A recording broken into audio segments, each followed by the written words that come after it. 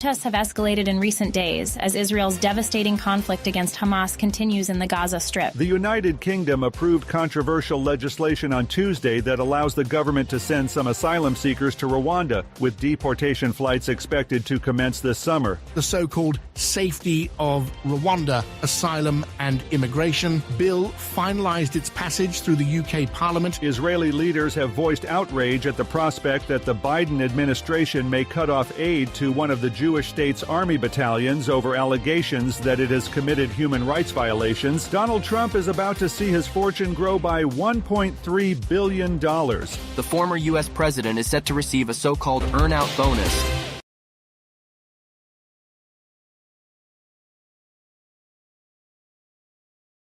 The opinions expressed on this program are those of the host or guest and should not be interpreted as statement of fact.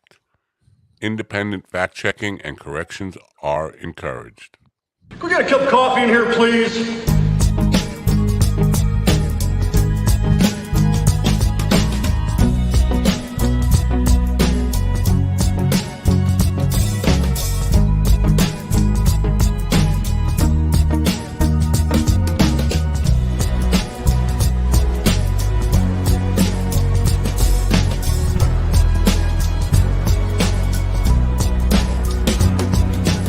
Damn good coffee and hot.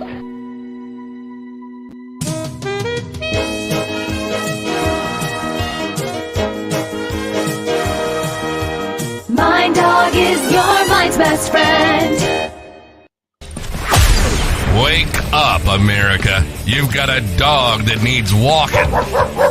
That's right, sunshine. Just put on a big pot of strong coffee and get ready to type your little hate mail with your opinions about kumbaya and flat earth insanity. Stand-up comedy? You want stand-up comedy? Well, we've got sit-down comedy. It's time for Coffee with the Dog. You make me laugh. Dog. He said the dog. I don't know. I'd like to say dog. I just can't bring myself to get in the habit of saying dog. Coffee with the dog. Mutt. I'm a mutt. I'm a mutt. Big finger to bang, bang, boom, boom, bang. All right. Cut it out with the music already. You guys are just too loud. Too early. Good morning, Oliver. It is a Wednesday, hump day. Are you getting humped? It is April 24th. What was the year again? 2024.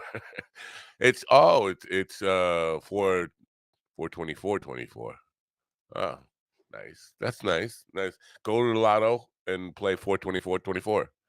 Or don't go to the lotto. Stay home and go online and play those numbers. Whatever you do. Or bet on the 4-horse in the second race. Or the 2-horse in the fourth race. I don't know where I'm going. The pop-out, the phone stuff. The guys popping in the screen because they're using phones. This happens when you're an admin or a co-host on the show. And you log in, it automatically logs you in if you're on a phone, which is something StreamYard needs to work on, and we will get them on that. And they are very responsive to my requests on these things. So I hope they will fix that, because we can't have that kind of rudeness. But so yesterday, I was going to do a afternoon show, and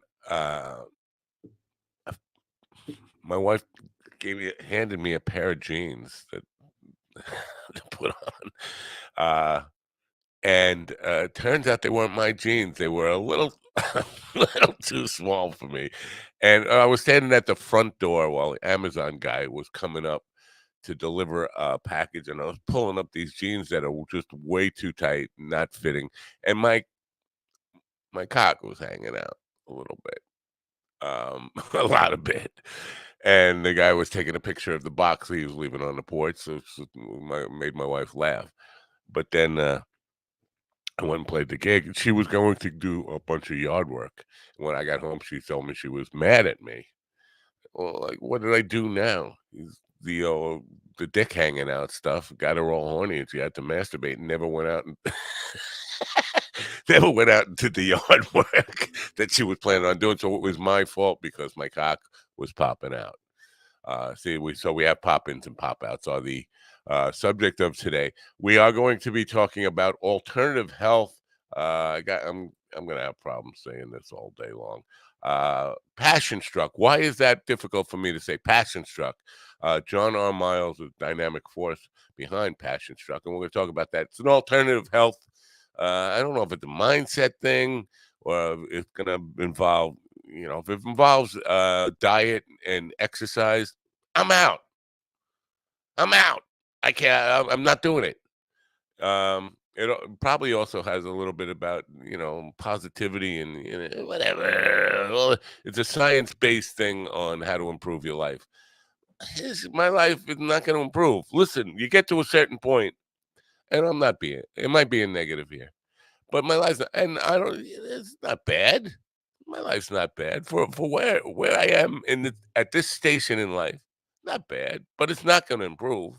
I'm not going to all of a sudden get good looking or smart or funny or in any way attractive. No, I kind of mentioned this yesterday. I'm at the point, or a couple of days ago, I'm at the point in life where you start to degrade and you start to smell like an old person. That's where I am. So, I'm not sure John's going to help me, but he could help you if you're younger, if you're not quite old and decrepit like me, if you're not ready for the trash heap of life like me, perhaps if you pay attention, he can help you. And in the second hour, my friend Michelle Laredo, also known as Momo, will be here. We'll discuss bass playing and playing a 976 string bass or something. I don't know. I just don't. Four is enough for me. 4 is actually too many. I probably only need one string. I suck. Anyway, speaking of sucking, we have people here with us. Speaking of sucking, and speaking of, he's going to take my spot, isn't he? He fucking takes my spot every day. Good morning, gentlemen. Good morning, good sirs. Morning. Good morning, America. MindDogTV.com. You have money burning a hole in your pocket? Burn it with us. No. Burn it like it's like you're in a park outside of a hush money trial. MindDogTV.com. Enjoy the suffering. No, I'm not sure that guy enjoyed the suffering quite enough. I think what happened was he thought he would enjoy the suffering, but then it got hot really fast, and then he was like, "Holy shit, it's fucking hot out here!" And then it was over. So I don't think he got a chance to really enjoy the suffering, to really take it all in. That was more of a directive to the people who are listening now, not the people who can't listen now. Oh, that's a good point. Yeah. Anyway, that's fair. Are you guys psyched for getting your passion struck? Yeah, it's hump day. Yeah. Now, I've been tracking my passion all morning. Oh, okay. Now, are you a manic depressive, Steven? Are you a up and down guy, or you seem always positive, but I understand you have been going through a downer thing. It's kind of up and down. Yeah. I cover it pretty well, but is it situational? Is it because of this festival that ended up not being organized well?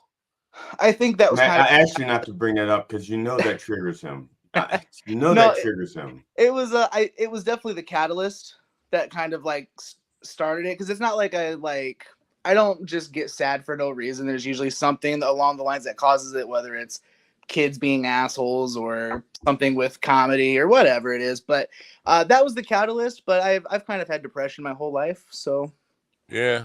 I'm not sure, and I'm not diagnosing you here, but I'm not sure that qualifies as actual clinical depression. It's like situational. I'm fucking bummed. It's just fucking being bummed. Yeah, Yeah, I mean, get I've sadder, Steven. Get sadder. I know. Well, I mean, don't get me wrong. I've put a gun in my mouth in the past. So I've gotten that depressed. Okay, first of all, they're called So. penises. Be a grown up. Use your adult words. I don't know. If you're in the Marine Corps, that's your gun. This is your He's gun. not This in is the your rifle. Marine This is your Corps. gun.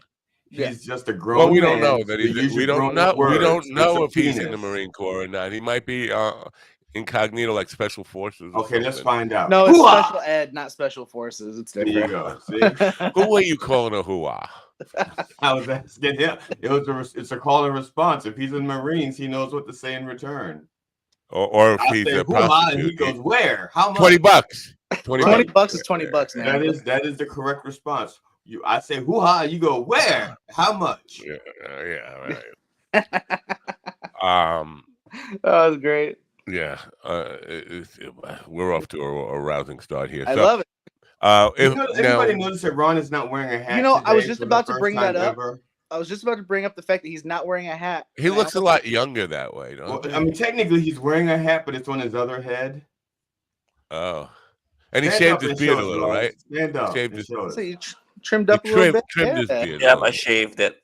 It was due for a shave, so. Wow. I dig it. I thought there might be some. I don't know. Okay, Ron own up, tell the truth. You were just trying to trim a little and you kept trying to make it even on both sides, and that's where you wound up. No, I figured it's springtime. I gotta let this come out and let the ladies enjoy this. So. Oh, the ladies, because we're in show business. We're just Show rolling in the business. pussy. Yeah. We be laughing our way to that snatch. Anyway, go on. Exactly. Joe funny for the life, man. Yeah. It's hard out on these streets, man. I gotta keep Word, up. dog. Right. Yeah. Crip life, you know. Right. I get it. Now, Drip life.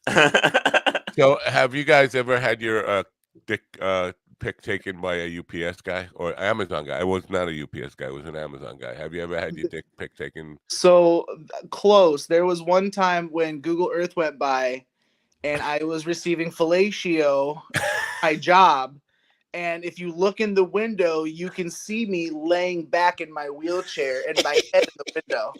Honest to God. I might look it up and see if it's still there, but you can see me laying back in my chair. Yeah.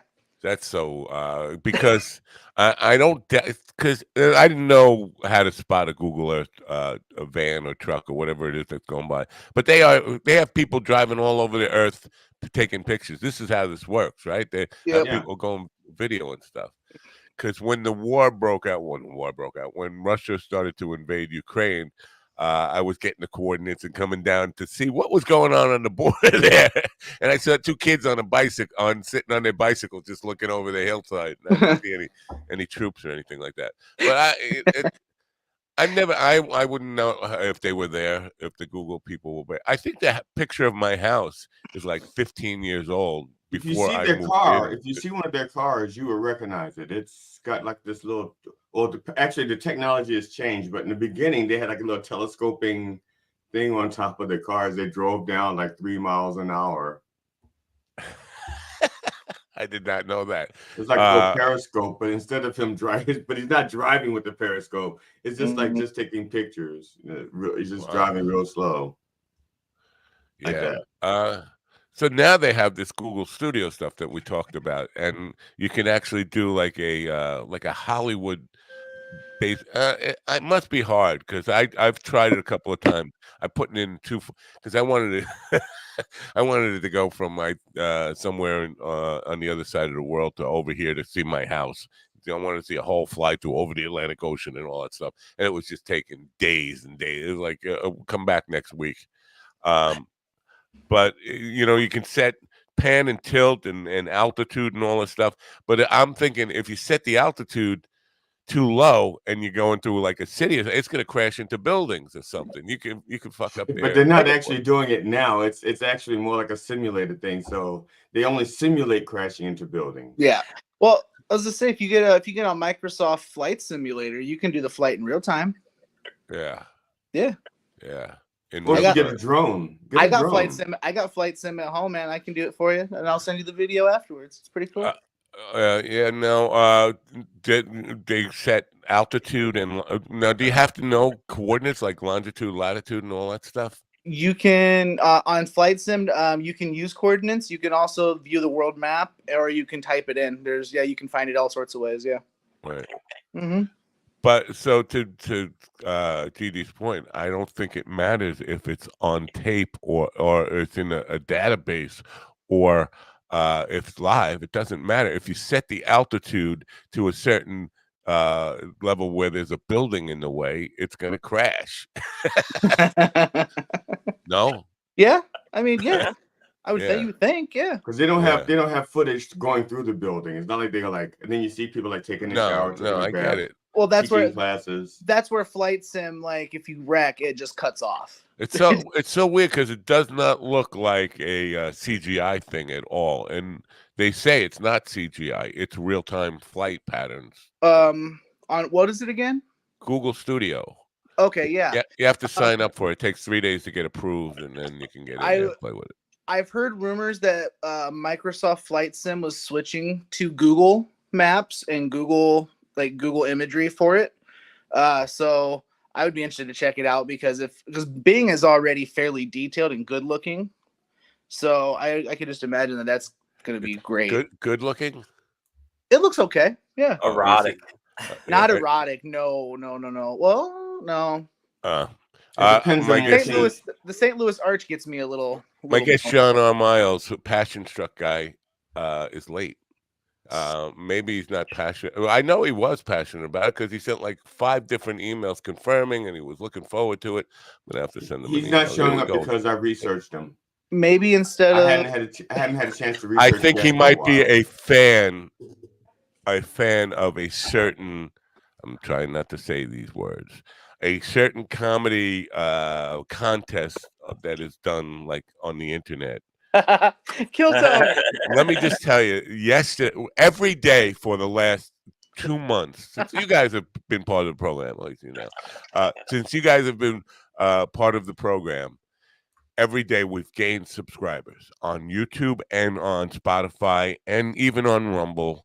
But then yesterday, we just lost. He's raptured. He just raptured. Shit. Did you see that? Yeah. He just raptured gaining right audience and losing hosts. That's the right. Yesterday on YouTube, I lost 113 subscribers. On Spotify, I lost 17 subscribers, and on Rumble, like 4 or 5. And I think it's they're fans of a certain comedy competition that I'm not mentioning here. I'm not saying the name. I just want to say that I've done a complete 180. I love comedy competition. I don't think we can get enough of them. I think I might start my own. That's what I'm saying. I think people just need to quit being fucking pussies. Okay, like because here's the thing: we all don't even hate the thing. We all don't even hate it. I like it. Right, you like it. It's got its issues, but I like it. We have at least two of the 4 people are supportive of the format and the actual show. So, come on back. The show is what it is. It's it's got its problems, but it's entertaining and I enjoy it. And at the end of the day, I'm not looking at it for a way out or a way up. Right, and so the other quadrant up there, GD, he just hates everything. So it's not like it's just that I have a philosophical bent to the left, and Ron said it very well. He's just Bill Clinton had a bent to the left. I have a physical build to the right. Actually, Ron said it is what it is, and it isn't what it isn't. He didn't say that last part, but it isn't what it isn't, and it isn't entertaining to me. So no, but you don't hate it on uniquely. You just hate it because you hate everything. That's my point. It's not like you're singling them out for hatred. You are across the. Well, hatred's a strong word. I prefer disgust and disdain. All right, but basically, what I'm doing, I just want to because I can't think of any other reason why we would have had so many people just say the hell with that show yesterday, especially when we've been gaining numbers every single day I don't know. I mean, it's not like you beat them up too bad, and we had a pretty good conversation that was like back and forth why we like what it. else could it be? It could be the chat room. It could be the chat room because sometimes people write really ugly things in the chat room, and nobody needs to see that.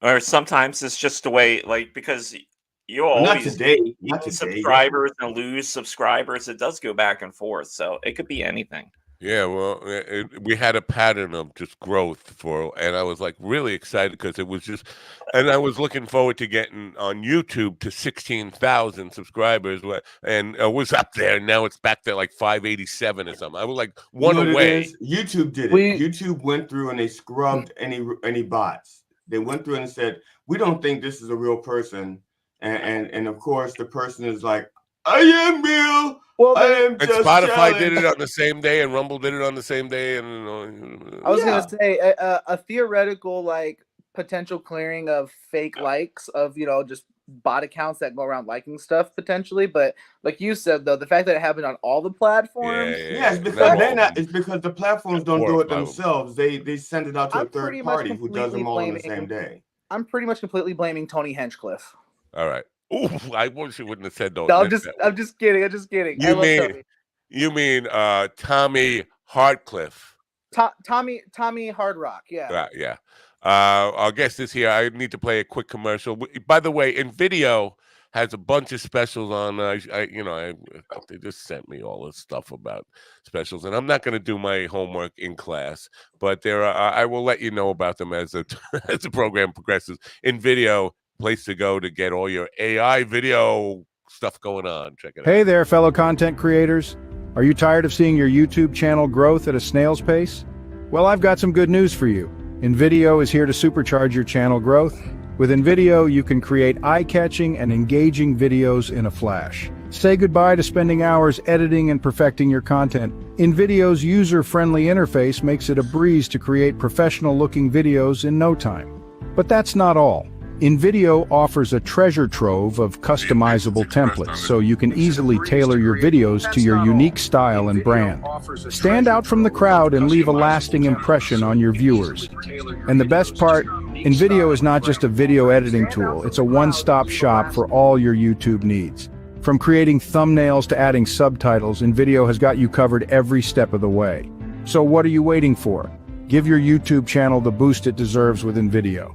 Join the ranks of successful content creators who have used InVideo to skyrocket their channel growth. Trust me, you won't regret it. I already regret it. I'm just kidding. I don't regret anything. John, now you in my spot again, you spot thief. You now you're muted. I know. My bad. John R. Miles is a dynamic force behind Passion Struck, which is trademarked or registered trademark, captivating millions with his globally renowned podcast and national radio show, making a significant impact as a thought leader in the fields of behavior change, health, and wellness. He's here now, ladies and gentlemen. Welcome, John R. Miles, to Coffee with the Dog. John, welcome. Hey, thank you for having me. It's such an honor to be here. It's a pleasure. Now the guys up there, the Dog Pound. It's G.D. Fenderson, Ron Kane, and Steven Sitcom Ortiz. Now, I was just going to say, by coincidence, I trademarked Passion Shrunk.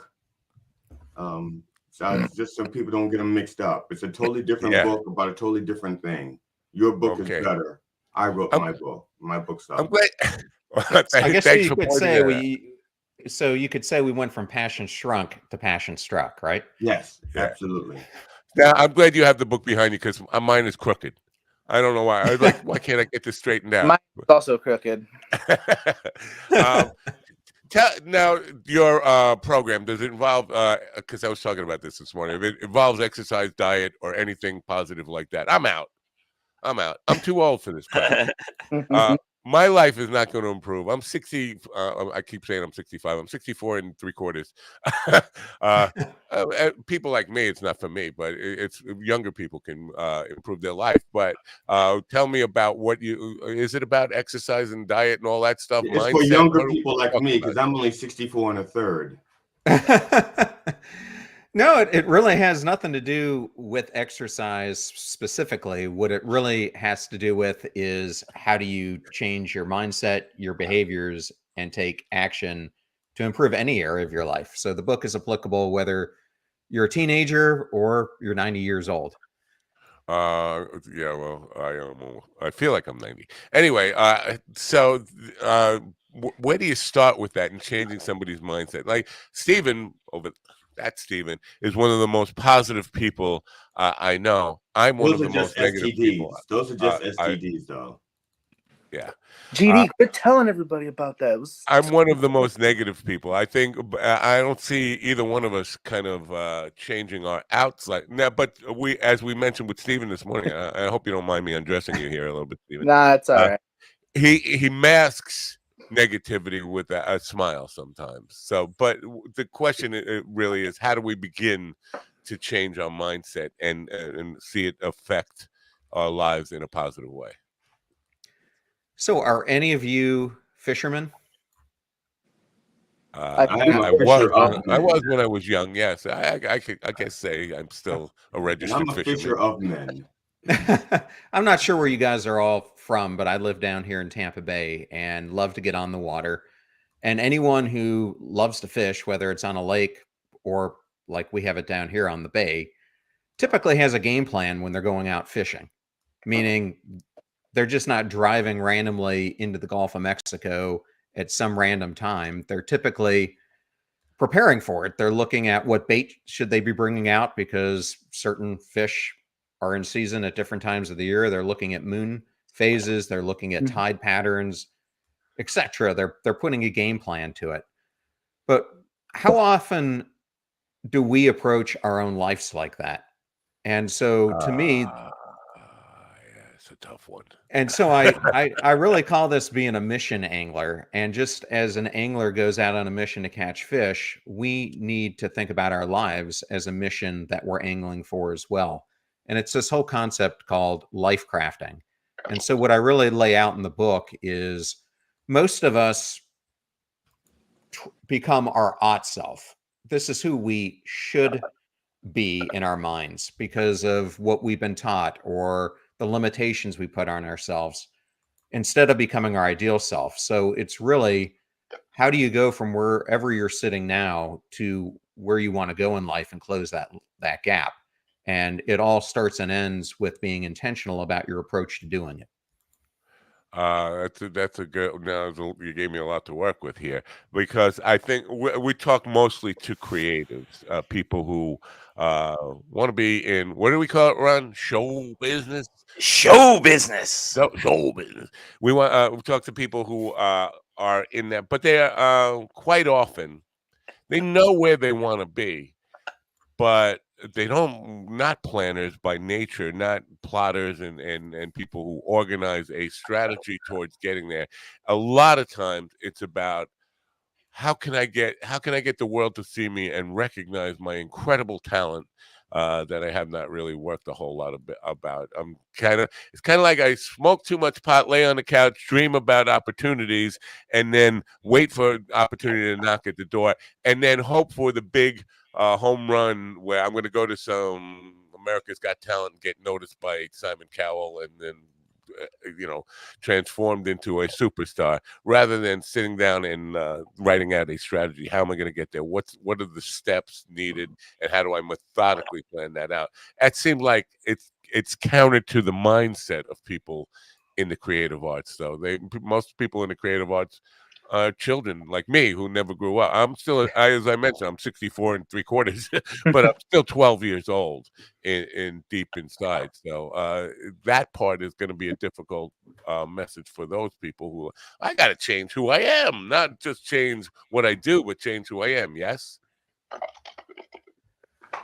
Well, ultimately, you have to figure out where you want to go, and is that new version of yourself the person who you are now? I doubt it. So there are going to be aspects of you that are going to have to change on that path. But I liken it to this story. I've got this friend, Andreas Widmer. This dude is like 6'9" and grew up in Switzerland. He's 18 or 19, and he is completely lost in life. So his parents have this great idea. Why don't you apply to be a Swiss Guard? He thinks there's no chance in hell he's going to get this job. And 6 months later, he finds himself guarding Pope John Paul II. Wow. Who wow. Who he tells me is this completely down-to-earth individual that when you're around him, you're like the only thing in the world that matters to him. And he says one day to Andreas, I can tell you're completely lost, dude. And you have no purpose in life. You're just spiraling out of control. And he could have meant that because the Vatican's a big place and it's easy to get lost. I mean, yeah, the Vatican's a huge place. Yeah, and I could see him saying to him, like, you're completely lost. Get a map. Anytime you want me to hit the eject button on him, just let me know. Andreas goes, yeah, you're right. I'm completely lost. I'm lost in everything I'm doing. And the Pope for the next year to 18 months ends up mentoring him on how to create his best life. And he said it starts and ends with trying to find a problem that you uniquely can solve. And if you can start approaching that, there's a problem that every one of us can solve in our own unique way.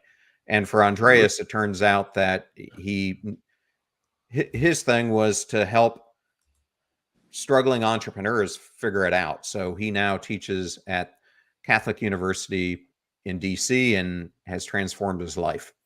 Yikes. Wow. Well, I'm thinking about what you just said now. Because empowering beliefs can help us even if they're not true. But it strikes me with 8 billion people on the planet, are there 8 billion problems that need a unique solution, or are there, it's possible, I think you would agree, that there are some solutions to problems that don't, that work, they just work, and they don't need a unique solution to every single problem that we face as humanity, right? 8 billion people, 8 billion problems. I got 99 problems. So if so if 8 billion people have 99 each, there's a lot of problems to solve. But the idea of that having a unique solution to a problem, or one problem that you uniquely can solve, that seemed like a really difficult math proposition to me, and I'm not good at math. Well, you could pick something else to join as well, such as, one of the things I like to do is here in the Tampa Bay area, we have thousands of kids who don't have beds to sleep in. And so I started supporting this church who has been making over 10,000 beds over the past decade for kids in needs. And so this is something where it was a unique solution because they go to the local hardware stores who donate wood for them, and we build these beds out into different pieces, and then you go to the kid's house and you assemble them. And it is just so eye-opening how many kids are sleeping on the floor and don't even have a simple bed to sleep on. So that's a unique problem that is in a lot of backyards. Another problem you could help solve is helping people who are homeless. I volunteer at cold weather shelters, and it is just amazing how close any of us is to being homeless. I mean, we are one or two decisions away from being in that spot. So really, it's a major problem, and you're right. And you know what? I appreciate volunteer work, and I encourage volunteer work. So thank you for giving back. I think a lot of us don't. But what it comes down to, it sounds like anyway. Let me just tell you what I'm taking away from this, because I do see a lot of people who look at the world as, what can I get out of it, without thinking about what can I give to it? How can I add value to the world? How can I make my life something of value to society? And I think a lot of people are stuck in that mindset. I want to call it selfish, because we're looking just for what can I get out of it, not what can I give to it. And I think that's an epidemic in the world. Does that feel like it's on the right track of what you're saying? Well, I mean, that's absolutely an epidemic. We've become such a selfish culture that everyone is self-serving. And you're right. I can't tell you how much research has been done that the most opportunities you have for feeling awe or just overwhelming joy in your life is by serving others and just showing some compassion or altruism. Right. Excuse me, John. I have a bone to pick with you already. With what Matt just said, you had the perfect opportunity to lead people to your website, because at the top of your website it says "Live your life so it matters," and that would have been the perfect response to what Matt said. But you missed it, and I'm disappointed in you. But you can earn my trust back. I'm just saying, you can earn it. You want me to get rid of him now? I could get rid of him now. Well, I'm glad you brought that up, because I didn't want to be too self-promotional. This is the place to be that. That's what we're here for. 100%. We're here to promote you. Yes. That's the only reason you're here, is so we can promote because as soon as you're gone, we're going to stop promoting you and start promoting someone else. So this is your time to do you, baby. No. So I'm glad you brought that up then, because when I think about all the issues that we have right now, whether it's people feeling lonely or hopeless or bored, broken, battered, whatever it might be, I think the real thing here is people don't feel significant. They wake up in the morning, they get out of bed, they put their feet on the floor, and they're like, why am I even doing this today? And I think we've got an epidemic more than anything of unmattering. And that's at the core of what we're trying to do with Passion Struck. That was the problem I found out I am trying to solve. How do you help people feel like they matter? And how do you help them live a life of significance? Do you think there's people that are like, when they're waking up in the morning and putting their feet on the floor and like, oh, I'm doing this again? Is that because they're like working for a soul-sucking corporation?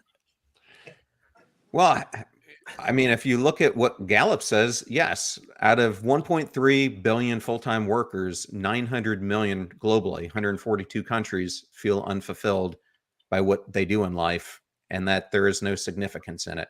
So that's right. 75 to 85% of all global workers.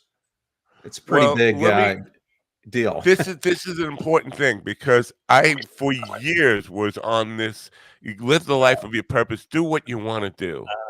You're coming out to so somebody's feeding back here. Who's somebody's feeding back? We're getting. We need earphones if that's the case. But so I don't think that the entire world can do just what they want to do. And it sounds like self-serving. I do what I want to do, but I don't think the whole world can exist with anybody just doing what they want to do. But here's the point I'm really awkwardly trying to get to. I think for people who find themselves in a job rather than a purposeful career, like it's not something they signed up for or thought out or planned, and this is what I want to do with my life. They find themselves in a cubicle feeling like, what is my purpose? I think a lot of times it's on the company that employs them to help them feel like what they do matters, and the reason you're working here, and where is the benefit to society from what you do. A lot of people don't ever get that definition from they have a mission statement in the company and they tell them what they're about, but it's always bullshit. And you never really hear from your superiors, this is the difference you're making in the world. And I think that would definitely help a lot of people feel like they're doing, like their life has some meaning to it, rather than I only want to do what I want to do and not really, Yeah, like a guy who gets dead squirrels out of chimneys. That matters. And comedians shouldn't be poo-pooing on him, because that's what he does for a living. Yeah, don't poo-poo on the squirrel guy. John doesn't know what you're talking about, and I don't really want to go on. I don't want to talk about that subject anymore, because it lost us hundreds of subscribers yesterday. I'm talking about squirrels, and I think John knows what a dead squirrel is, and that they stink if they're in your chimney. I think John knows that. He's a grown man. Oh. Right, I wonder what's worse: a dead squirrel in your sewer, or a dead squirrel in your chimney. I feel like the sewer would be worse. Well, if it rots in your chimney, but because I've had it was a raccoon, but I had it and it was awful. And yeah, this rotting flesh is terrible. If it's in the sewer, You don't smell it in the house. No, it's even worse when the chimney sweep gets stuck in there for a couple weeks. That's really bad. That's happened. But my question to you, John, now, because is it something we need to all take individual personal responsibility for, or do you agree on some level we need people to work the jobs that are necessary for society to run?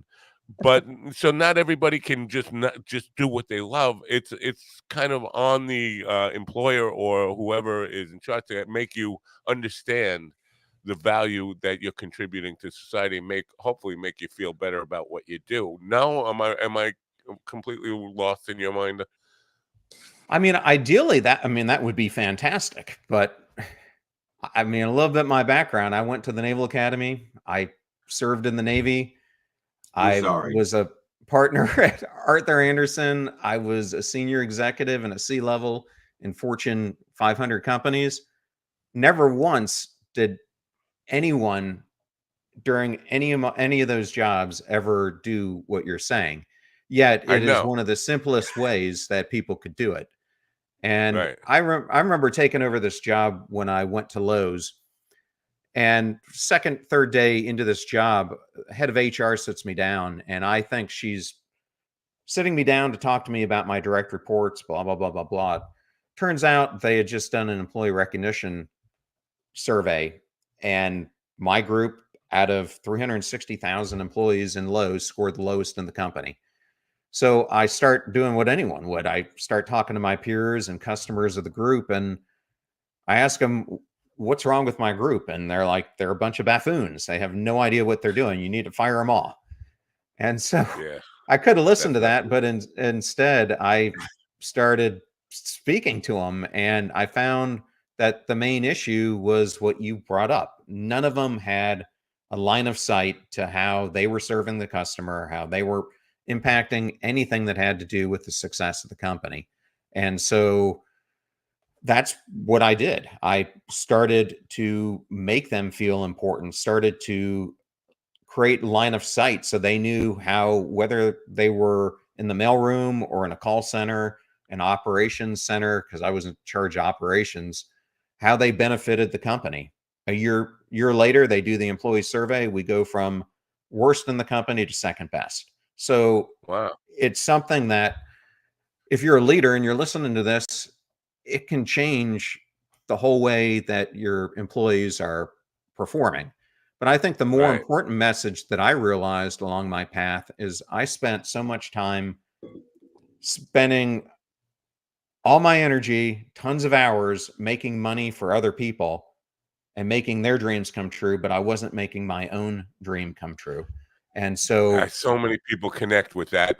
What sentence that you just said? I mean, I think that's the problem, and it breeds resentment for the people, for the CEO and the C-level exec. Oh, look, they're getting rich, and I'm doing all the slave work, and they don't even notice me, and my contribution means nothing to nobody, and all that kind of stuff. But they're getting rich, and I'm getting up every day to make somebody else rich, and that feeling is empty, dead end type of feeling. So but just to kind of follow up on that, I worked as a C-level executive for a company where there were 5 vice presidents above me and a CEO, and on like 3 weeks after I started there, I said, we have a culture problem in this company. And they all looked at me like I had like 4 heads. And they were like, what are you talking about? I said, everybody here, everybody in the company, it was a pretty small corporation.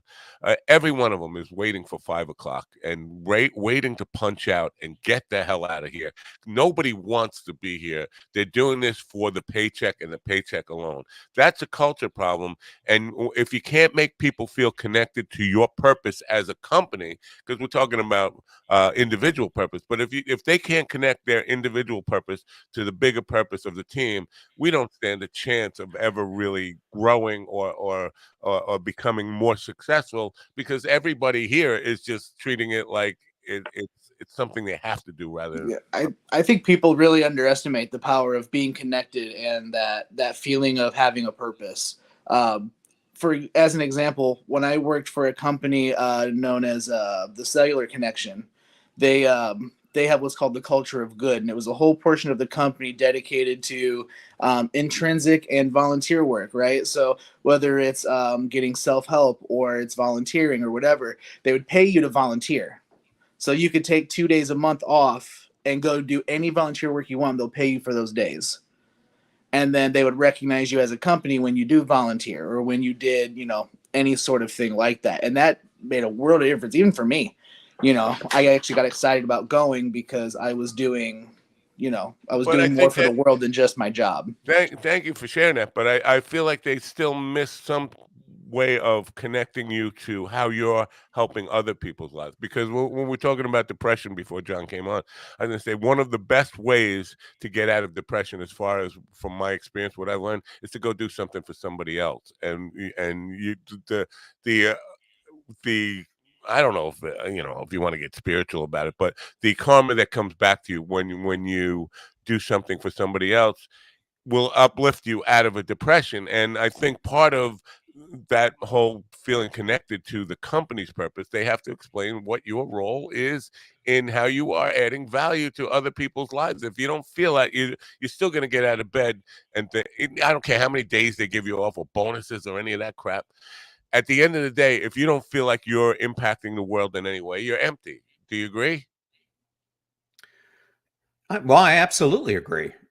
And that's why I think what a leader who's listening to this needs to think about is when you're leading anyone at work, you need to look at them beyond work. And I think that's what we get wrong. Because all of us have aspirations that we want to grow into, like what educational opportunities you have, what kind of, maybe the person's pondering wanting to buy a house, or maybe they have a kid on the way, but we don't take into consideration how do you treat the person as a whole, and not only lead them at work, but also give them opportunities to broaden their entire life. And I think that's what would make more people not want to leave at 5 o'clock, because they feel there's a vested interest in them, and then therefore they're willing to give back. Right. So now the solution to this, I think we're on the same page with this, is getting people intentional about their purpose in life and what they want to do. But I think the solution is multi-layered, because we have a societal version of this, but then we have a particular individual company version of this. And I think HR people, it's hard because HR people need to fill positions. So they're not always going through and making sure your purpose and who you are aligns with this. You're just going to do your job. And as long as you can be competent in that, the HR person is going to sign off on it. And I think if you expand that to society, we need, people in counselors and people we talk to in life. We need to take a societal approach to the same idea that sometimes, even though you're competent and you would be good in this job, it's not right for you. We've discussed what your goals and ambitions are and what your life looks like, and there's not an opportunity for that in this company. That's a hard thing for an HR person to say, like, yeah, you're good and qualified, but you don't belong here because I just listened to you describe your dreams and goals and aspirations, and that's not here. Do you agree with that at any point? Like, we can get some help from society or executives by not just settling. Well, I think we settle for employees and people on our team. Well, I think too many of us settle ourselves. And so I think what you're saying is absolutely true. We find ourselves stuck in these jobs sometimes that we can't figure out how to get out of because our obligations have become so big. The car we drive, the house we own or rent, whatever, that we can't figure out how to do that pivot out of where we are into something else. And sometimes you need, like you're saying, someone to look at your situation and tell you that, because if you continue going down that road, you're just going to feel like you're flailing. Right. So the book Passion Struck, is it a anecdotal type of kind of walking through some of the situations people find them in, or is it actual like the format work like a workbook? These are some practices you can do, like make a list and type of stuff and all that kind of stuff. What's the format of the book? So the format is actually built around something I call the passion struck model. So section 1 of the book talks about mindset shifts, which is really the kind of the who you are, and it influences how you behave. And then it goes into a section of 6 principles around behavior shifts, which is the what you do and influences how you do it. And then the third section of the book is really on what I call the psychology of progress, which is how do you take deliberate action with intrinsic motivation being the fuel that flows through all of this. So those are the different 3 segments of the book, but each chapter is built in a way that I lay out a core principle. I back it up with behavior science and interviews I've done on my podcast, and then I give you examples of real life people plus my own examples of how they've implemented in their lives. So, it features Oprah Winfrey, Dwayne The Rock Johnson, Bono the singer, Derek Jeter. Have you interviewed Oprah? Yeah. Wow. I have not. I have not interviewed Oprah. I've interviewed Jeff Bezos, Elon Musk, Jim McKelvey, Derek Jeter. Wow. So losers. David Rubenstein, General Poor McChrystal. people. Mostly poor people. Yeah, mostly poor people and losers. Yeah. I know, because I think somewhere in my intro for you, I said radio. You have a radio show too, right? A radio show, national radio show. Because you mentioned podcast. Now I feel like podcast. I've said this so many times. I'm getting sick of hearing myself say it, but I feel like it's a dirty word. I don't want to be called a podcaster, even though I guess the show is archived for delivery on demand type of things like podcasts and RSS feeds. But I just feel like that's a dirty word. I like radio show. Anyway, well, even the radio show is archived, so. Yeah, because the thing is with a podcast, and I brought this up last week or something, that anybody can do a podcast, and what we have is 8 million podcasts, and some of them are just so ridiculous that I don't want to be associated with them at all. Not that, talk format, I'm all for anybody who's doing what they're doing, seriously. But there's one guy who he brought me up on it, which is how I know about it. He talks into his phone while he's urinating, and that's his podcast. He does a 3-minute, takes him 3 minutes every morning, but that's his podcast. And I don't want to be associated with that nonsense. I don't want to be. If you're going to call me a podcaster, I'd rather you come up with some really other insult to address me with. But now, do you have a background in clinical psychology? How did you develop this? Is it just through interviews and insights with successful people, or did you actually study psychology? Well, I've studied psychology, but I mean, why I got into this is that person that you've been describing who feels no purpose in their job, stuck in a job that they don't want to do. I mean, that was me. And so this book is really my own. So this work is really my own, what I call me search of how do you go from that to doing something different in your life that you feel compelled to do. And so I ended up studying somewhere in the neighborhood of 800 different individuals along the way. And that's where I came up with the principles. Is I saw what are these ultra successful people who keep reinventing themselves. And it came down time and time again to these 12 things. So I then experimented over a period of 2 years on myself using them, and just saw my life skyrocket in a completely different way, in a more fulfilling way. And so I actually wrote the book initially just to share it with my kids, who I dedicated it to, but I figured the lessons are so compelling that I felt it could help so many more people. So that's why I ended up releasing it. All right. Do you touch all at all on this idea, because you just mentioned highly successful people that you studied and all this, about the definition of success? Because you mentioned Elon Musk. Now, $240 billion or whatever he's worth, that sounds like success to a lot of people.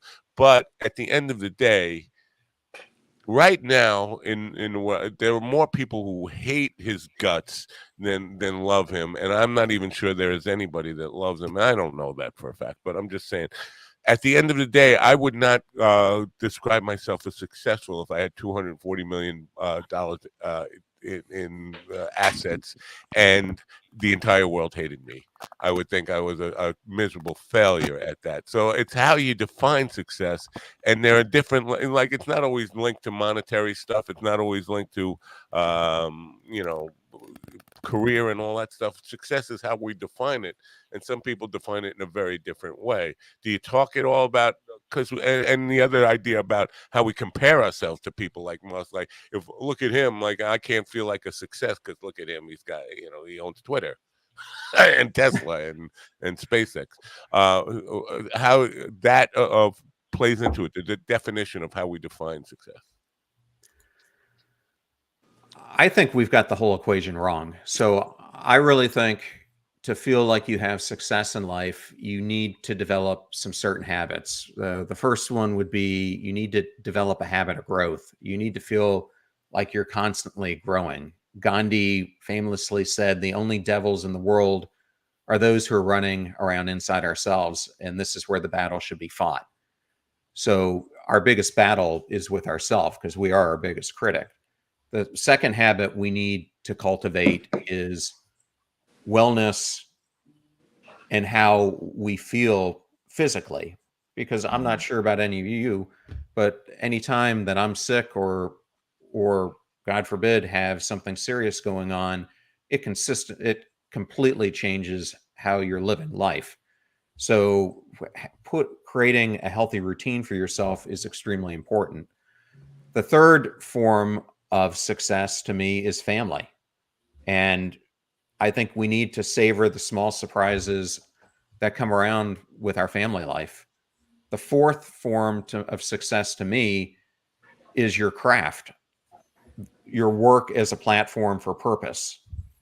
The fifth aspect of success to me comes down to money, but you can't fall into the money trap and you should avoid it. The sixth form is community, like we've been talking about.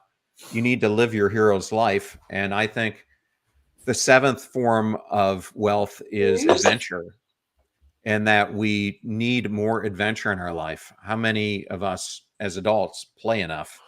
And I think if you start forming these type of habits, they're going to bring you a lot more happiness than anything else. And then the last form of wealth would be relationships. All right.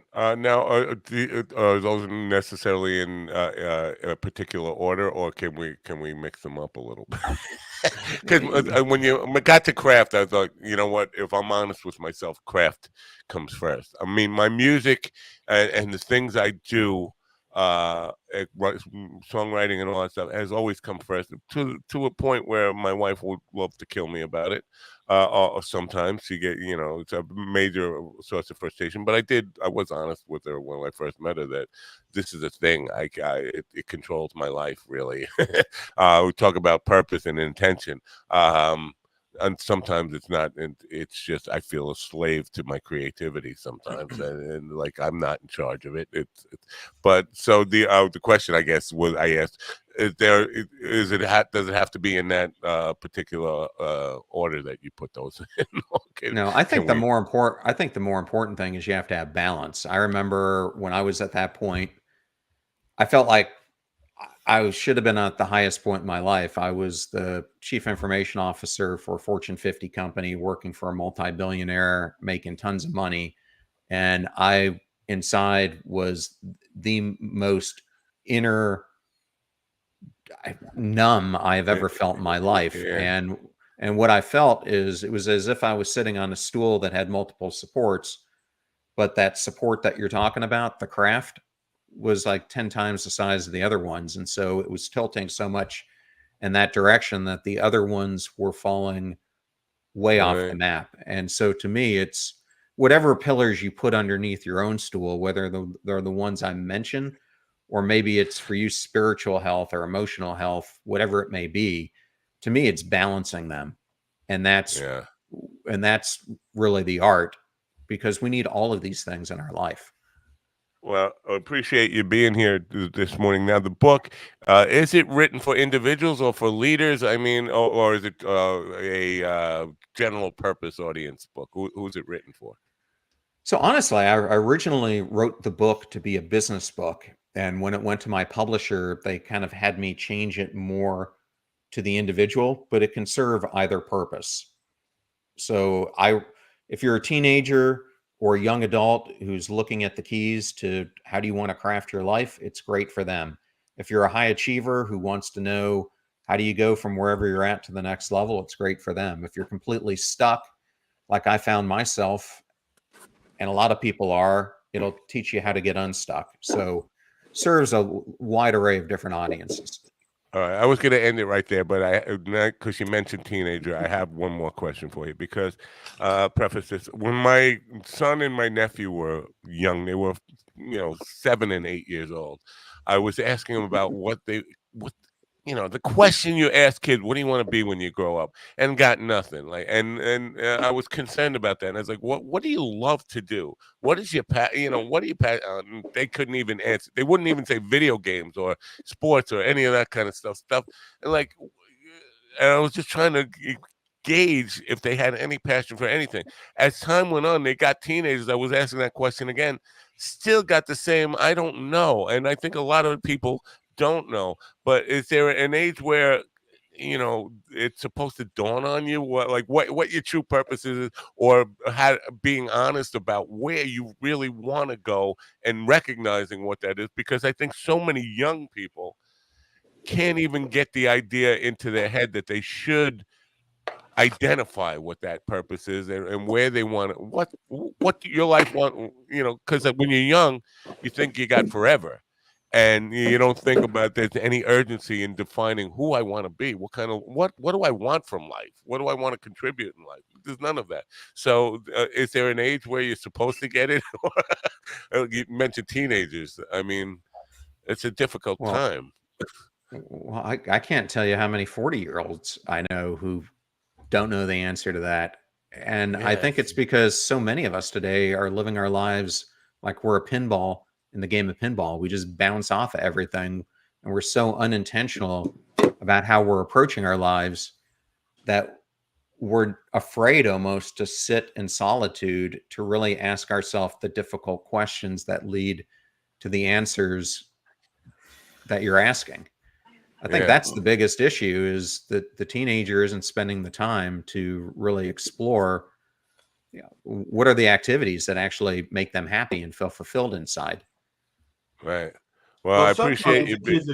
Sometimes the kids are doing activities and they aren't aware that that's where they're the happiest. And it's up to the parent to notice. It's like, I noticed that when you do this, you're happy. When you do this, you're not. Sometimes it's up to the parents, because the kids are not always self-aware that when they're doing something that they're actually happy doing it. Right. I think that's a really fair point. I think that's a great point. Thank you. I appreciate you being part of the program this morning. I hope you do well with the book. People can find out more at johnrmiles.com, and they can order the book there. And thanks for being here, man. Good luck with all you do. And I appreciate your purpose and the volunteering stuff especially. So thank you. Well, hey, thank you for having me here. When I was listening to you guys, I thought I was going to get to do some comedy. I've been doing improv. Oh, go ahead. Come on. There you go. Bring it on. Let's go. We'll do our Wound Tony show. Here, you got your 1 minute. Wait. Here you go. Ladies and gentlemen, this next guy hails from Timberfire. He is a former vet, and he's a really funny guy. Give it up for John R. Miles. Woo! Woo! Well, hey guys, thank you so much for having me on the show. Really appreciate it. All right, bye for now. Thanks for coming. We have to do news. Michelle is already in the. You gotta stop stealing my spot, you spot stealer. I'm sorry. I know. I'm just busting your balls. You can't help it. I know. But we do have to do news really quickly. Now, I'll bomb the news at some point when it gets boring. It's already boring, you say, but we have to do news. We're obligated to do the news. So let's just get it over with, okay? Alan Edwards. The Department of Justice on Tuesday announced it has reached a $138.7 million settlement deal with victims of the disgraced former USA gymnastics doctor Larry Nassar to resolve their claims of wrongdoing against the FBI in its failures to investigate allegations of sexual abuse. For decades, Lawrence Nassar abused his position, betraying the trust of those under his care and medical supervision while evading accountability. Acting Associate Attorney General Benjamin C. Miser said in a statement. He stated, "These allegations should have been taken seriously from the outset." Jim Kender reporting. Israeli leaders have voiced outrage at the prospect that the Biden administration may cut off aid to one of the Jewish state's army battalions over allegations that it has committed human rights violations. Secretary of State Antony Blinken hinted that a decision had been made when he was asked about internal investigations under a U.S. law that prohibits military aid being sent to foreign forces found to be violating human rights. When asked about the U.S. probe, Blinken said that it would be fair to say that you'll see results very soon. Liam White reporting. The United Kingdom approved controversial legislation on Tuesday that allows the government to send some asylum seekers to Rwanda, with deportation flights expected to commence this summer. The so-called Safety of Rwanda Asylum and Immigration Bill finalized its passage through the UK Parliament in the early morning after almost 8 hours of debate overnight, clearing the path for it to soon receive royal assent and become law. Joseph Eckerson reporting. Tension gripped college campuses across the United States Tuesday as Jewish students marked the Passover holiday amid unsettling reports of anti-Semitism at pro-Palestinian demonstrations. The protests have escalated in recent days as Israel's devastating conflict against Hamas continues in the Gaza Strip, where the health ministry claims more than 34,000 people have been killed, most of them women and children. Jessica Oakley reporting. This is all, the Anthony? Latest news headlines. Oh, no. Donald Trump is about to see his fortune grow by $1.3 billion. The former U.S. president is set to receive a so-called earn-out bonus of 36 million shares in his newly public company, Trump Media and Technology Group, as part of an incentive that was created for the company's public market debut in March, according to a regulatory filing. Kevin Sanders reporting. Google fired at least 20 more workers in the aftermath of protests over technology. The company is supplying the Israeli government amid the Gaza conflict, bringing the total number of terminated staff to more than 50, a group representing the workers said. It's the latest sign of internal turmoil at the tech giant centered on Project Nimbus, a $1.2 billion contract signed in 2021 for Google and Amazon to provide the Israeli government with cloud computing and artificial intelligence services. Kyle Norris reporting. Spain on Tuesday approved a plan aimed at making reparation and economic compensation for victims of sex abuse committed by people connected to the Catholic Church. The Minister of the Presidency and Justice, Felix Bolaños, said the plan was based on recommendations in a report by Spain's ombudsman last year. From that report, he said it was concluded that some 440,000 adults may have suffered sex abuse in Spain. You've got to go with that. Sorry, Anthony. He got really depressed about the news. He couldn't take it anymore. Well, I want to talk because John was talking about the Pope giving this guy advice, and I was just like, yeah, and then kids, and helping kids out. Yeah, the Catholic Church is known for. I'm sorry, I didn't want to go to the anti-Catholicism discussion, but talking about kids sleeping on the floor and all that stuff. I don't think from my diocese perspective. I think they love having kids sleep at wherever. I gotta say, my diocese is working pretty good lately. I'm on a lot of greens and things like that. Dialysis is not diocese. Thank you. Yeah. Momo is here. We're gonna talk bass. You guys. We haven't had other than I thought Melvin. That was bass. I thought we were talking fishing. I thought we were talking about. We were talking fishing a little while ago. Let me just play a preview clip of the man you're about to meet, and then we'll meet him.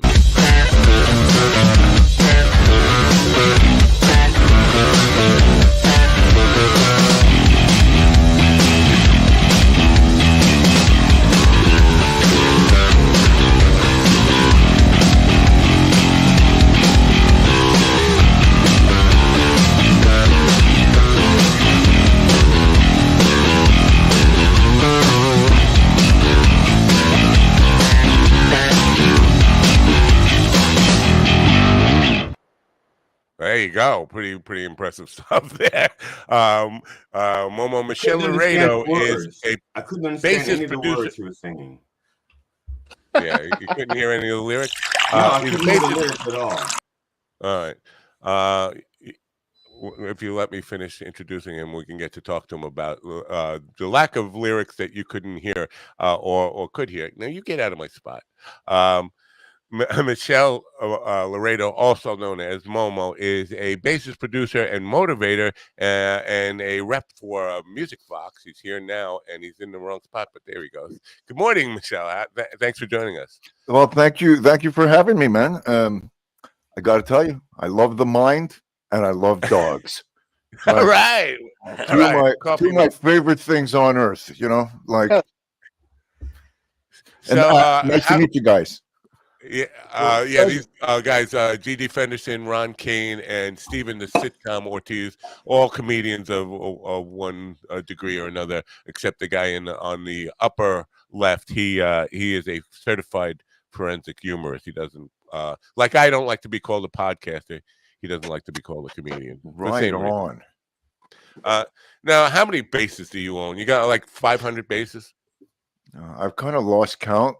I have a lot of I have a lot of instruments. I believe that having multiple instruments lets me not have to practice, as each instrument comes in built in with a bunch of songs you haven't written yet. They're just waiting to get unlocked, So all right. So which one's your favorite, and how did the other ones feel about not being your favorite? That's a good one. Well, everything that's actually in this room, there's ones in other rooms, but the ones that are in this room, I know them all intimately, and they all have something special. I really like I play multiple string basses a lot, like an 8 and 12 string basses, which have octaves that are next to each other, and I really enjoy that because it's kind of like jumping out of a plane without a parachute, and you got something great to land on all the time. It's yeah. Explain to me 12-string bass. Is it 3 octaves for each string? I mean, what's the tuning on that? Well, it's just regular 4-string. Yeah, it's tuning? amazing. Well, it's kind of like a 12-string guitar, where you have like the fundamental string, and then you have a little octave that is right next to it. On a 12-string bass, there's actually 2 octaves and a fundamental string. So you can look at it as a 4-string bass. And each string actually has 2 little friends, 2 little dogs that walk by it, and you can tune them to whatever you want. I basically tune them to just higher octaves, but you can tune them to thirds, fourths, fifths. Get a chord. Yeah, that's what I was going to say. That's what I used to do with my 12-string. I used to tune them not to octaves, but so that, just what you just said. Thank you. Exactly. Yeah, and I got multiple outputs, right, that come out of these instruments, like 2 outputs, which is really great because then I can split my signal and I can really get like 2 worlds happening. One that's like fully distorted, one that's fully clean, or it's great. I just love it. And the guy who actually makes this instrument for me is from New Jersey, and his name is Matt as well. Wow. I always think of him when I see you. I say, you guys got the same name. He's a great guy, a beautiful, beautiful person. That's been he got to start off in Austin Powers movie with this product. Wow. Yeah, Austin Daddy Powers wasn't movie. there. Those are those really whack guitars that they were playing in those days. Wow. Yeah. So do you have a stick? Do you own a stick? No, I don't own. I do not own a stick. No, but maybe one day. It's pretty terrifying, that thing, to me. It's Now what? Because you do play guitar as well, and it's tuned like a guitar. So what makes that terrifying? Well, Well, like I don't mind lots of strings as long as they're in like at least a 5-string formation. Even a 6-string formation, like a 15-string bass would still work with me. Right. But a stick, it's like you're playing a surfboard with like 100 strings that are going across. I mean, Tony Levin is the man for that. Right. I've met him several times, and he's a beautiful guy, but he's got that down. Yeah. Now, before the glasses, when I was a young man, I used to get confused. People used to call me Pete Levin or Tony Levin all the time. And they used to come up to me and think that, like, what are you doing here, man? Like, who do you think I am? Exactly. Yeah. Now, the style of music you play, I don't know. It feels like hard rock. What do you... but it has some jazz and some other kind of influences in there. What do you care about putting labels on it, or it's just good music? Well, I mean, look, it's interesting what you're saying. Like what you played as an example is just one thing, right? Over the last X amount of years, my philosophy is instant. So everything I do is the first time I play it. I'm a full improv guy. I've spent so many hours in like the studio, hundreds of hours, like coaching people and motivating them and tweaking them, and great singers that I have to cut like 200 cuts on the lead track to just make them sound like they're moving along, and I just couldn't fucking take it anymore. So, I got to the point where, you know what? I'm giving you 2 takes. If you don't get your shit together, you have to come back another day or scrap the song. Wow. And everything I do now needs to be in 1 take, 2 at the max, or I move out. Hence why I like to collect different instruments, right? I'm coming up with a course actually called the Bass Survival Guide. From riff to screen, where I'm going to show people how by 6 o'clock they can program their drums, bang down the wildest bass songs they've ever done, do an overlay with either another bass or add a guitar or whatever they want, and then shoot and edit themselves on a cell phone and tweak it and spit it out, because I have figured out, after 50 years of like doing this stuff. Now, I have to ask. You said by 6 o'clock. Is that like Mountain Pacific time? It's Montreal. Eastern time. Exactly. Yes. Awesome. Because you know what, man? I love the bass, and when I watched you play, dude, I got goosebumps, man. Oh, like, I love watching people play bass, especially when they're good at it. Bass is one of those that I really love. Like, I love rock music in general, but the bass is just where like my heart's at. Fieldy from Korn, Sam Rivers from Limp Bizkit, like all these guys that are just crazy good at what they do, and they're so unique with their sound.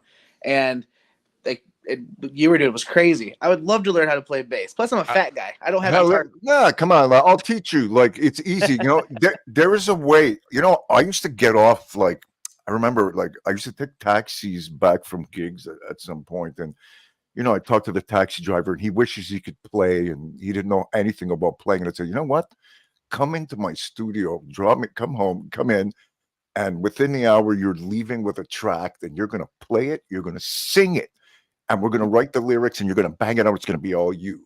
That's awesome. I think the trick is really not to get obsessed with what you don't know how to do, but get happy about what you can do, right? And if you think about, like, some of the greatest hit songs in the world, there's fucking 2 notes in that shit. There's nothing, right? So you got to know where the one is, and you got to be able to stomp your foot. I've done a lot of music videos. Oh, then I'm out.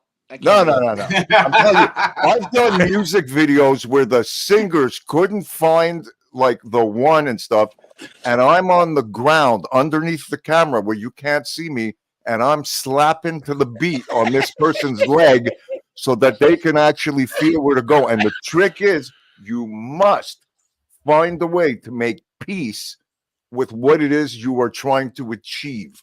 You don't have to be Jimi Hendrix, but here's the trick. You could put some ish in it. We want to be Jimi Hendrix-ish. We want to be Fieldy-ish, right? And then you can find yourself. And then you can go on your own way, or you won't be original.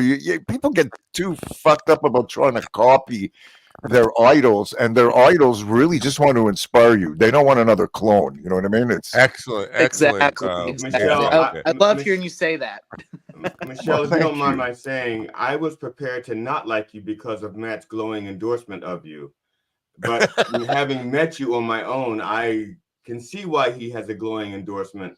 I still don't trust his endorsements. He was right once. This one time he was right about you. Oh, thank I you. really enjoy listening to your style of play.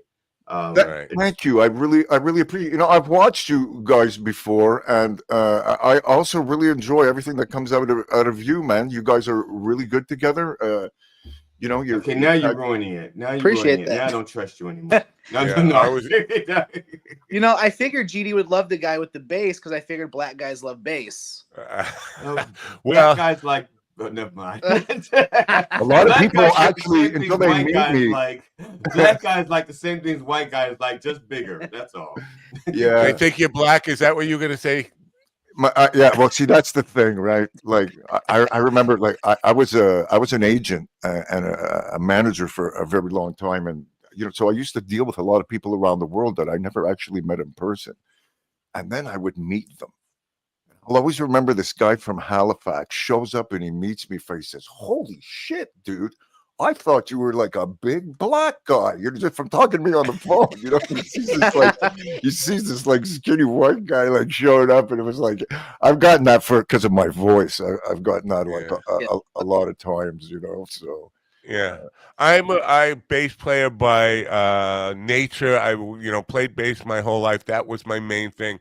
I'm currently for the last 25 years playing guitar in a band that I'm forced to play guitar in because the lead singer just can't really get comfortable with any other guitar players. I would prefer to be playing bass, but the thing I was going to mention is that somebody on Facebook the other day said if the bass player plays a wrong note or if he makes a mistake, everybody in the band looks at their own instrument and thinks they made a mistake. The people underestimate, I think, not to blow smoke, but and for our instrument, but I think the bass is the actual most important instrument. You could talk about drums and all that, but I think the bass is the most important instrument in holding stuff down, getting people to feel and appreciate the vibe that, and I don't think it's appreciated that much. Like it's just there. If it's like the umpire in baseball. If he's doing his job, you don't notice him. It's only when he's being I think it's the triangle or the kazoo. I think you're way off base. Okay. Well, you know, the interesting thing about bass, right, is it the evolution of bass, right, like the rest of the world. So bass in the old days, we remember well, it used to be considered as like a background thing. You know what I mean? It sat in the back. Bass players are always in the behind over there, and then they started coming forward. You know, so I always remember. I think the first guy who ever inspired me to play bass, believe it or not, it was the black guy that played with the Doobie Brothers. What's his name? Tyrone Porter, right? Right, yeah. And it was Long Train Running, and I heard that bass line and it stood out, and I said, "Fuck, man, this shit's fucking killing. What is that?" You know? And then I went straight from that, and I got into Chris Squire from Yes, and all of a sudden, you know, I was in Progland, and you know, it was progressive, and it was like, wow, we're busting away from the low notes and we're able to dance around on the high notes, and there's melodies, you know. And I was kind of a failed guitar player in the sense that I figured, you know what, I don't got patience to learn all these scales. So what I'll do is I'll just rip real fast on these 4 strings. It'll be easier. And then I somehow realized that, you know what, you can bring this thing way up front. And, you know, as you become a producer and a writer and you get past like, oh, let me record 1 million tracks, left, right, stereo, center, and we're going to quadruple the vocals and do all this shit. You realize that, you know what, a good solid track, you just need 1 or 2 tracks and man, you could sound really huge because it's about putting stuff in the right space, like a good conversation, like a good thought. Yeah. You know what I mean? Do you have a double bass? Do you have a double bass? No, I have, but I have a lot of really interesting basses. Like my buddy Brandino, he is a killer double bass player. He replaced James Jamerson when he passed away with Aretha Franklin for 22 years. I'll hook him up with you guys if you ever want to speak with him. He's an amazing guy. He plays right now with Robbie Krieger, who's still kicking ass from the Doors. Wow. You know what I mean? Yeah. No pick. That's interesting. The reason why I asked because it's the double bass is a different animal. I mean, yes, it's a bass. Yes, it has 4 strings, but it's a different animal. Especially when I used to cut my teeth with jazz musicians for a little bit in my youth, and it's a totally different animal. But I watch the way you play, but it still somewhat wouldn't translate well on the double bass. I'm not sure. I mean, but you're actually much better there than I am. So, but I mean, look, everything is. You know what I love about different instruments is that they put you in the mode. So if I was to pick up a double bass, right, all of a sudden I would go into what I would perceive to be that kind of jazz mode. So my body, my modes, even if I didn't know how to play jazz, I would, because I think it's important to play your body if you're not familiar with all the scales and the thing. Your body can actually take you there. And if you're willing to do less is more, then your brain has time to think before you change, and you architecturally stay in beat and on the groove, and you can actually create something that is amazing. So, and there's also other tricks, right? Like if you're playing with a flat wound string as opposed to a round wound string on an electric instrument, and you bring the tone down, already you're getting closer to that kind of sound. And here's a little trick that maybe you know or don't know that a lot of people do, is you take like a piece of foam. You could even take a piece of foam like that you wash your dishes with there. And if you stick that under your bridge, under the strings, what that does is it makes this kind of muffed out sound. And all of a sudden you're really getting like a stand-up. That palm muted sound. Yeah. That palm muted sound, and if you want to get crazy, even on electric bass, boom, you turn it around like this, stick it on some kind of fucking stand, which I've done before. And then you play it like this and you figure, damn, I'm playing a fucking stand-up now, and you put it through some distortion and some. I'd really want to put it through a bunch of delays, reverbs, and distortions and see what happens. Now, do you find yourself like with different? Because as far as music goes, I'm super ignorant about it, so I apologize in advance. But I know. Are there different basses for the different, I guess, sound you're trying to, like, for example, slapping the bass versus playing with a pick, right, or whatever. Yep. Do you have different ones that you prefer for that, or can you just pick up a bass and just go at it? Well, look, when you want to slap on a bass, if your instrument is well set up, you can pretty much slap on anything, right? A slap bass, by nature, what people perceive, it would be like, like a Fender Precision or a Fender Jazz bass, for instance. People know that, Marcus Miller is playing a jazz bass. So many bass players that slap on a P bass and a jazz bass because they were like some of the first electric basses that were out there. And like, say, a Rickenbacker is not necessarily looked at as a slap bass, although you can slap great on a Rickenbacker if you wanted to, right? I slap on my 8 and 12 string basses all the time. That's a whole other thing. And it's a percussive kind of a thing, right? And so if you play it more like a drum and you have it set up right, push pull, you could really you can pretty much do anything. But do you have fretless basses, electric basses? Yeah, I got a fretless 8 string, as a matter of fact, too. That's fucked up. Yeah. Oh my God. No, that's awesome. The only reason I asked, like I said, because I brought up Fieldy, the way that he plays the slap bass, it blew my mind as a kid, and it still my first electric bass was a Fender Jazz bass, a fretless Fender Jazz bass, and I learned to play on that. I haven't played fretless since I was 19 years old, but that was my very first. But talking about the slapping thing, watched Chuck Rainey in an interview the other day, and he was talking about Steely Dan Peg and how at that point everybody was starting to slap. It was like on every record, and they insisted he didn't slap on it, but he felt like it was right. And he used this kind of technique with palm muting and the slapping that they didn't even know it was going on, but they were just so, that's the perfect groove for this. And they didn't know that he was slapping because he was behind the baffles until they actually isolated the track and realized he was doing some slapping anyway, and learned to accept it. But we have these kind of prejudices about techniques and all that kind of stuff that we think, oh, well, we don't want that. But the right guy using the right technique in the right way can make a record really come. That's it, because it's like trend, right? When something is overused, it's like keyboards, for instance, right? Every time a new keyboard comes out, everybody and his dog is going to use the same presets, right, to write the hit songs, right? Oh, I remember like when the DX7 and everything came out. Oh, I know what patch that is.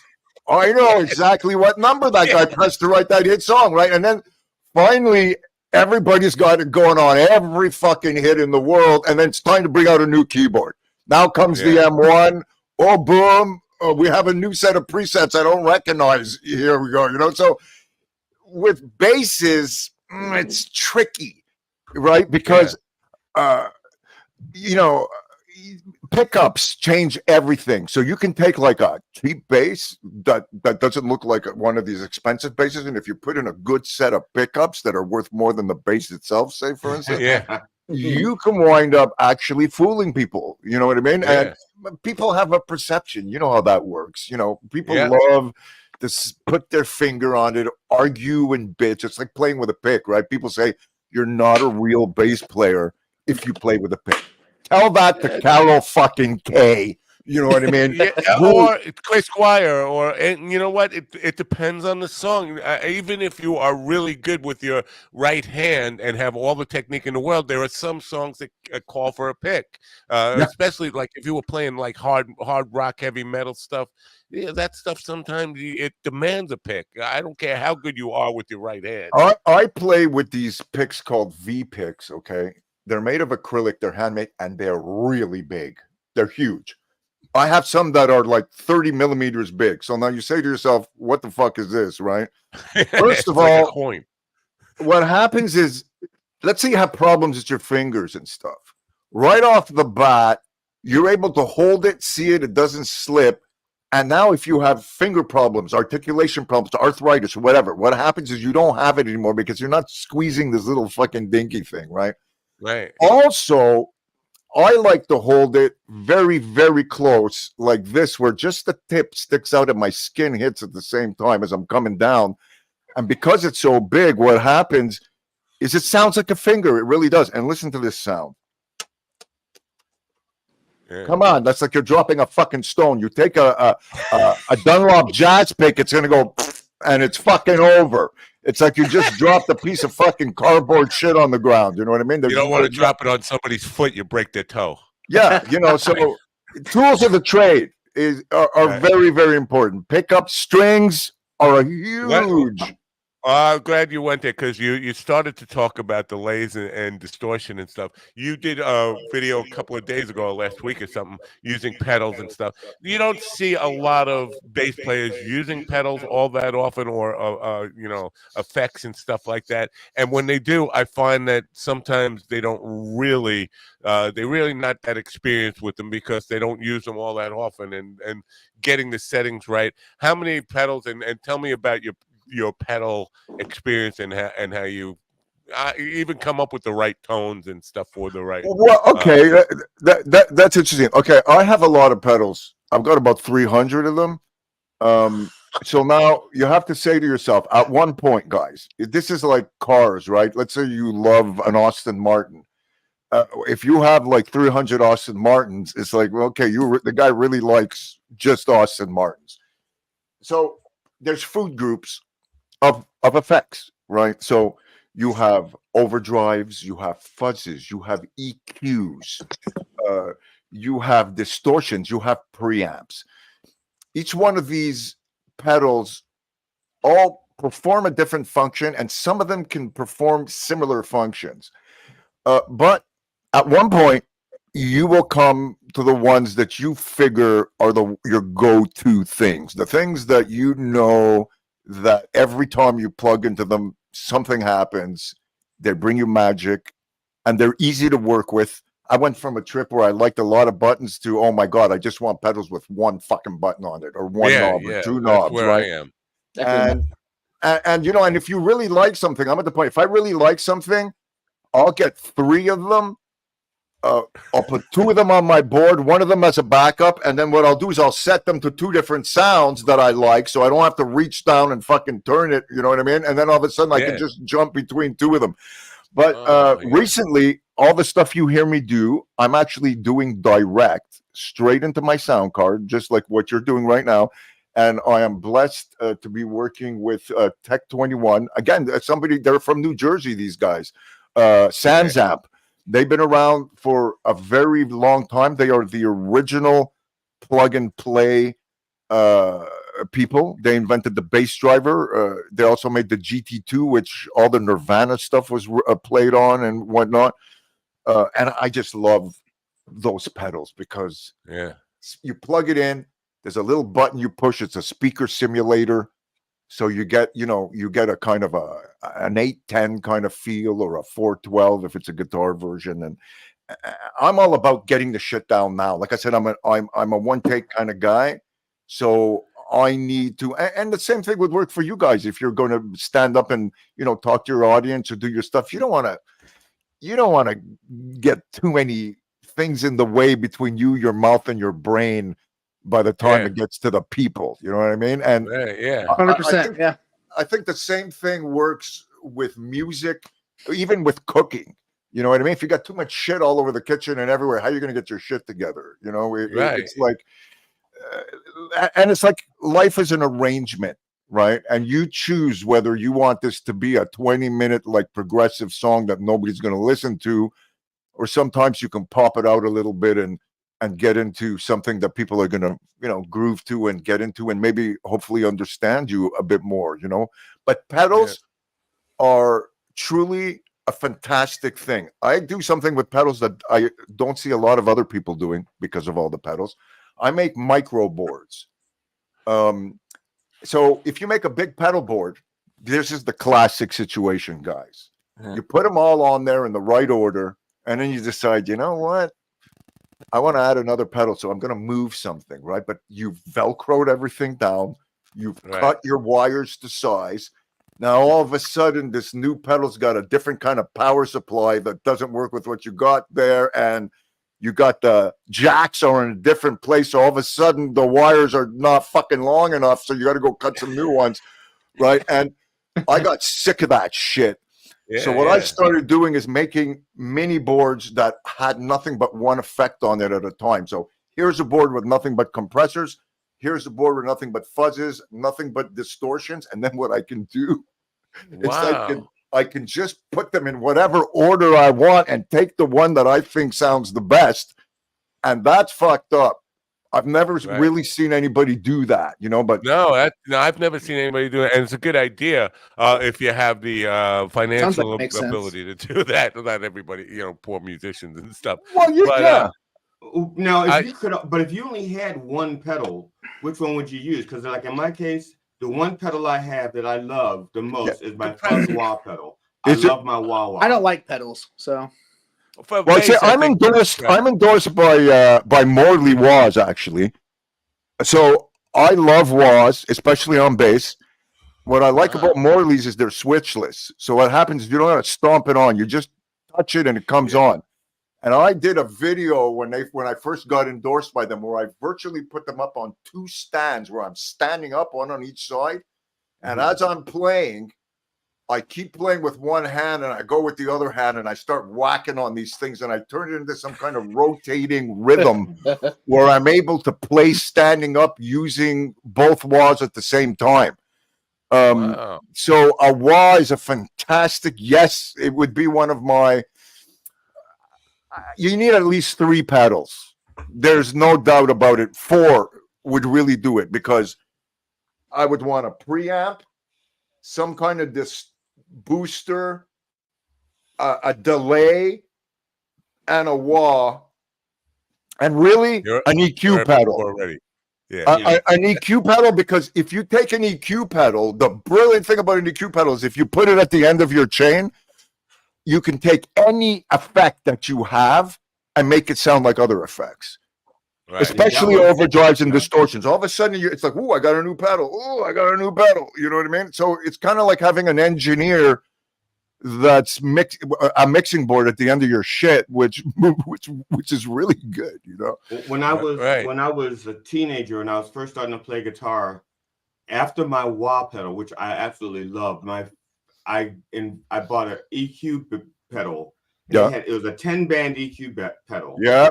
And my bass player used to say, "You don't need 10 band EQ pedal. You got a guitar. You don't need, some of those frequencies you're never going to hit."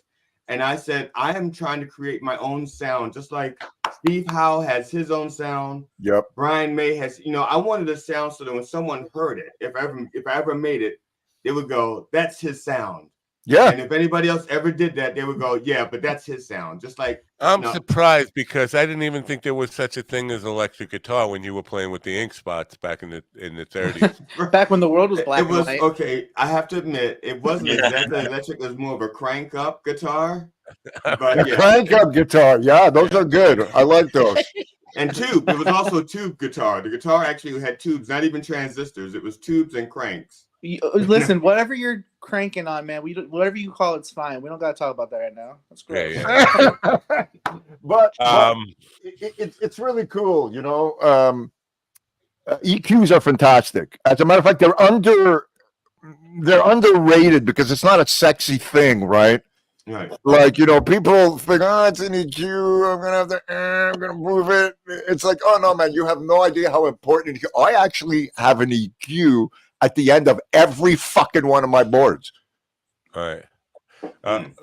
Let's talk briefly about Music Box because those basses are distinctive. You can spot that headstock anywhere, but I don't see it in a lot of other people using it other than you. You guys probably. I mean, look, Billy Sheehan got one not long ago. If you remember, there's a guy called, well, he's passed away now, Alan Woody, who used to be with the Allman Brothers.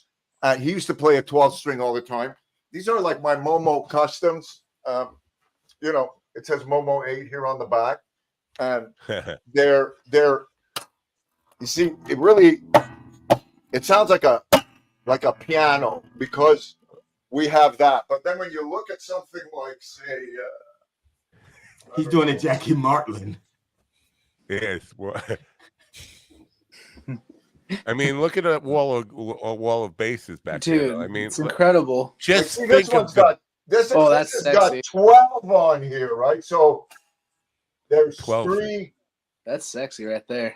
Let me see the headstock though. Show the people. Oh, that's not the headstock I was talking about though. Oh, okay, I know what you're talking about. You're talking about this big ass. That rounded thing. It's very duckbill. You're talking about the paddle, right? Oh yeah. So this is amazing. Listen to that. This is like a gong, dude. You know the Gong Show? Like, I brought that up to the band the other night. I said, remember when every drummer brought a gong with them? And there was only one opportunity to hit it during a 2.5-hour concert. They'd hit it once, but they'd still have to bring this entire gong setup behind the drum. Check this shit out, okay? Wow. I mean, that looks like a guitar. This is called the Spacinator. And this, to me, has become one of my favorite guitars on the planet. It's the lightest. It's got, it's totally portable. It's got the best pickup. So we have a rail humbucker in the back, a mini humbucker in the middle, and a Telecaster pickup in the front. And it sounds fantastic. So depending on where you put the strap, it's perfectly balanced. When I'm sitting, I can program, I can play, I can watch TV, I could play at the same time, or I can let it hang low and operate, and nothing's in my way. Let it hang low. Yeah, I fucking love this shit. You know, Very cool. Yeah. I'm just. What an incredible collection! That's insane. That's so many guitars Right. and shit. That's awesome. That looks this like a is Strat. my. I have a signature baritone guitar. Wow. Which look at this headstock. This is like we can go harpoon fishing with this, boys.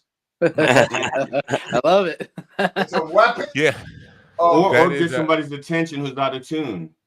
Or grab perform them a by the collar, colonoscopy say, hey. all at once. Yeah. Dude, I love this shit. And you can tune these. I tune these B to B. You would love that, Matt. If you haven't played when you play guitars that are dropped, there's something magic that happens because you're in the bass territory. Right. And you go to hit it's tuned lower, but your stringing is exactly like if you're playing a regular instrument. Right. I saw somebody the other day bringing his E string on a guitar all the way down to C, and I was like, that's difficult because intonation as you go up the neck, it's probably going to be a little funny because those strings are not meant to hold. You need bigger strings. You got to. That's when you have to put bigger strings on there so it'll hang on. Otherwise, it's going to be flapping in the wind like a pair of dog ears that are running for the kibbles and bits. You know what I mean? Yeah. Now, writing. Do you write? Do you start with the bass, or do you have a process for writing music? Yeah, actually, it's an interesting process because it's my instant process. So, what I'll do is I'll write drums, and I'm not worried whether the drums are finished yet or not. So I call a drum beat that I program a click with benefits, right? Nice. So what happens is, let's say if I program, I don't know, I'll lay 10 minutes down. And then what I'll do is I'll say, okay, I pull up one bass, I hit record, I play for 10 minutes nonstop, and then I arrange in real time. So you start off, oh, here's my intro. Oh, here's my first verse. Oh, here's my chorus. The second you get something, you repeat it a few times to make sure that, you have variations of it. And a lot of times what I'll do is I'll open up maybe 4 or 5 tracks and I'll pick up a different bass. It's right after 10 minutes, and I'll do another 5 tracks with 5 different basses, one shot. Wow. And then guaranteed I have the wildest shit that I'm going to have to relearn because I've outdone myself. Because you're going in with no constraints, right? It's like writing, right? So I tell people, if I wanted to write an album or an EP by the end of 6 o'clock every day, I'll tell you how I do that. It's very simple. It's got to do with titles.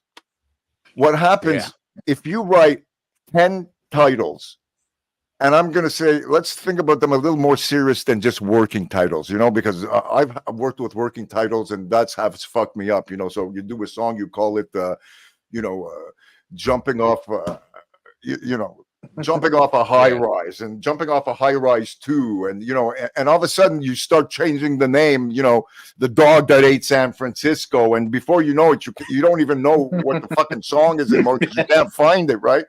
So if you come out with a serious name, you think about it like you're thinking about a hit title for the internet. Each one of these titles, they come built in with kind of perceived notions of tempo, style, and color, right? So already it's helping you out, right? So you can do 2 things. Your title could say, oh, this is a love song or this is a hard song. Or you can mess with people's minds by having a soft title that is actually a really hard love song that is unexpected, or vice versa, right? So it's all about perception. But so that's how I like to write. My wife, who I've been with for 40 years, is the same way. She's phenomenal with pictures, with lyrics. I gotta say, I've seen pictures of your wife. She doesn't even look 40 years old. So congrats. No, she looks amazing. Like a kid. You know how she just turned 58, man. That's fucked up. I know. That's crazy, dude. No, she's crazy. She looks.